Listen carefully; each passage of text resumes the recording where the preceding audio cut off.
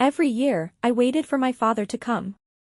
Every birthday, I would sit near the window and watch the driveway a little longer than I needed to, telling myself that this was the year he would finally pull up, finally walk through the door, finally be there the way fathers are supposed to be there.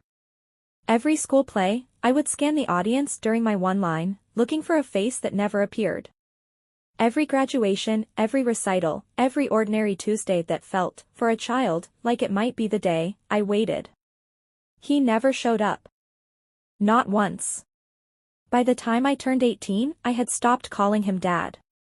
He became, in my mind and eventually out loud, just Michael, a man who happened to share my last name and, apparently, nothing else.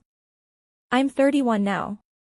I'm a child psychologist, which is either the strangest or the most obvious career choice a person like me could have made, depending on how you look at it. I spend my days helping other people's children make sense of the things adults do to them, the absences, the silences, the small daily abandonments that don't always look like abandonment from the outside but feel exactly like it from the inside. I'm married. I have a son of my own now, and somewhere in the last several years I promised myself, quietly and completely, that he would never grow up waiting by a window the way I did. My parents divorced when I was very young enough that I don't actually remember them together, only apart. What I remember is my mother, and the particular tone she used whenever my father's name came up, a tone that managed to be both weary and certain at the same time, as if the subject had been settled long before I was old enough to ask about it. If he wanted to see you, he would, she used to say, and she said it so often, so calmly, so matter-of-factly, that it became less like an opinion and more like a fact of the natural world, something as fixed and unquestionable as the weather. I grew up believing it completely.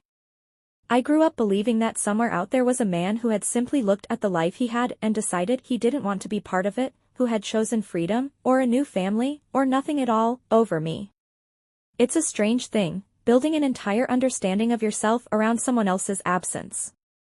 I used to wonder, in the way children do, what was wrong with me, what quality I was missing that had made a father decide I wasn't worth the effort of a phone call, a card, a single appearance at a single milestone in 20 years.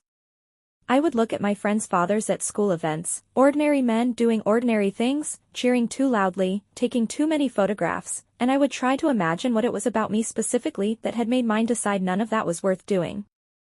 My mother never discouraged that particular wondering. She never told me it wasn't my fault, not in so many words, and by the time I was old enough to ask her directly, I had already built so many walls around the subject that I stopped asking altogether. It was easier to simply accept the story I had been given. He left. He chose not to come back. Some people are simply not built for fatherhood, and Michael Reynolds was one of them. That was the story I carried into adulthood, into my own marriage, into my own understanding of what love was supposed to look like and what its absence meant. And then, 20 years after the divorce, I got a phone call from a hospital. I almost didn't answer it. The number wasn't one I recognized, and I was in the middle of a session, and it felt, in that ordinary way that important calls often do, like nothing more than an interruption. But something made me step out of the room and pick up, and on the other end was a nurse asking, gently, if I was Michael Reynolds' daughter, and telling me that he was in the hospital, and that he had asked, more than once, if someone could reach me. My first instinct was to say no. I want to be honest about that, because I think it matters. My first instinct, hearing that my father, a man I had spent 2 decades constructing an entire identity around not needing, was in a hospital bed asking for me, was to feel nothing at all, or to feel the kind of nothing that is actually just anger wearing a very convincing disguise. Why now, I remember thinking. 20 years of silence, and now, because he's sick, because he's scared, now he wants a daughter. It felt, in that moment, like exactly the kind of thing a man like that would do, show up only when it was convenient for him, only when he needed something from me instead of the other way around. But I went anyway. I don't fully know why, even now. Maybe it was some professional instinct, the part of me that spends my working life telling other people that unresolved things have a way of resolving themselves whether you invite them to or not. Maybe it was simpler than that, some small stubborn thread of curiosity or duty that I couldn't quite cut, no matter how much I wanted to believe I had already let go of him completely. Whatever the reason, I got in my car, and I drove to the hospital, and I told myself the whole way there that I was doing this for closure, not for him. He looked smaller than I expected, the way people always seem to shrink in hospital beds, surrounded by machines that made him look even more fragile than he probably was. He was 58, a former firefighter, a man who I imagined, in the version of him I had built in my head, as strong and careless and absent. The man in that bed didn't look careless. He looked like someone who had been carrying something heavy for a very long time and had finally, exhausted, set it down. He didn't try to explain himself right away. He didn't launch into apologies or excuses, the way I had half expected, half braced myself for. Instead, he asked one of the nurses to bring him a box from his apartment, an old cardboard box, worn soft at the corners the way things get when they've been opened and closed many times over many years. He handed it to me with hands that were shaking, though I couldn't tell if it was from illness or something else, and he said almost nothing as I opened it. Inside were birthday cards. Dozens of them, one for every year I had been alive, some of them yellowed with age, some still sealed in their envelopes, my name written on the front in handwriting I didn't recognize because I had never once seen it before. There were gifts too, small things, a bracelet, a book, a stuffed animal that looked like it had been bought for a much younger version of me and never given, all of it wrapped and unopened, saved as if he had believed, every single year, that this might finally be the year he got to give it to me himself. There were photographs, clippings from school newspapers, pictures of me from plays and honor roll announcements and local news stories about my graduating class, carefully cut out and kept as if they were the only proof he had that I existed at all. And there were letters. Dozens of them, in the same unfamiliar handwriting, never sent, never opened by anyone but him. I didn't understand. I sat there in that hospital room holding 20 years of birthdays I thought had been forgotten, and I didn't understand any of it, because it didn't match the story I had been told, the story I had built my entire sense of myself around. If he had bought all of this, written all of this, kept all of this, then he hadn't chosen to disappear at all. And if that was true, then everything I thought I knew about my own life was wrong.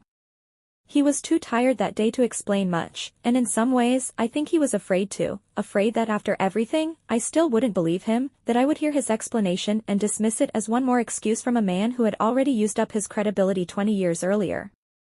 So I left that day with more questions than I had come with, and I did something I hadn't expected to do. I started looking. It didn't take long to find the court records. I don't know why I had never looked before, why in 31 years it had never once occurred to me to check the actual paperwork instead of simply accepting the story I had been handed as a child. Maybe some part of me had always been afraid of exactly what I found. After the divorce, my mother had been given sole custody. That part one already knew. What I hadn't known, what no one had ever told me, was what came after. There were filings, requests, petitions, my father asking, again and again, for visitation, for contact, for any small legal foothold that would let him see me on birthdays, on holidays, on ordinary weekends. Each request had been contested. Each one had been denied, delayed, made impossible in one procedural way or another. The cards he had mailed had been returned, unopened, by an address that had quietly changed without his knowledge. The gifts he had sent had come back the same way, refused before they ever reached me. He hadn't stopped trying. He had simply never been allowed to succeed. He had not stopped being my father. He had simply never been permitted to be one. I sat in my car outside the courthouse for a long time after I found all of this, unable to drive, unable to fully process the shape of what I was looking at.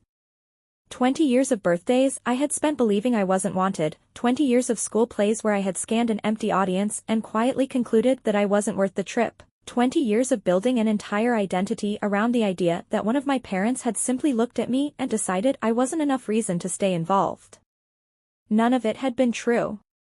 Or rather, all of it had been true in the sense that it had happened exactly the way I remembered it. The absence had been real, the empty seats had been real, but the reason behind it, the story I had constructed to explain it, had been built on nothing at all. I thought about my mother's voice, calm and certain, telling me year after year that if he wanted to see me, he would.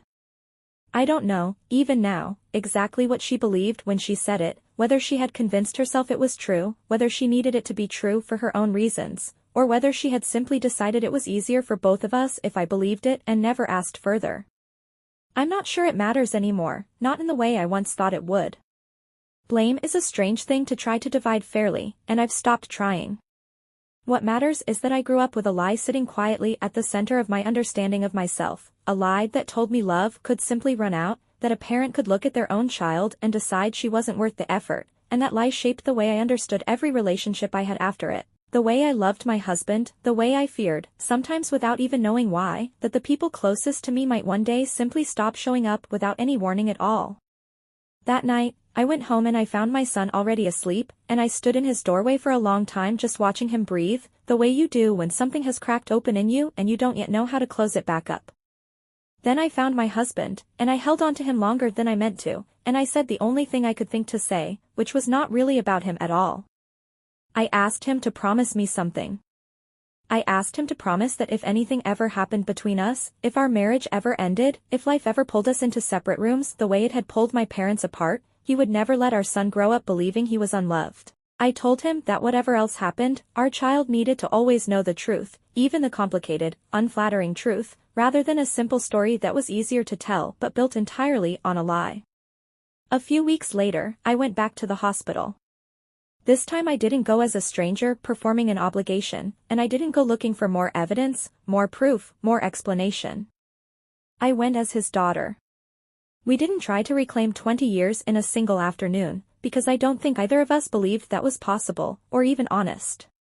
Instead, we did something smaller and, in its own way, larger.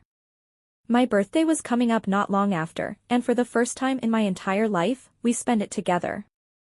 He gave me one of the gifts from the box, the one that had been wrapped the longest, and I watched him unwrap 20 years of waiting in the way he handed it to me, careful, a little afraid, hopeful in a way I don't think either of us had words for yet. It was 20 years late. It was also, somehow, exactly on time, because it was the first birthday in my life where I understood, without any doubt, that I had been wanted all along. Sometimes the biggest lie a child believes is that one of their parents simply stopped loving them.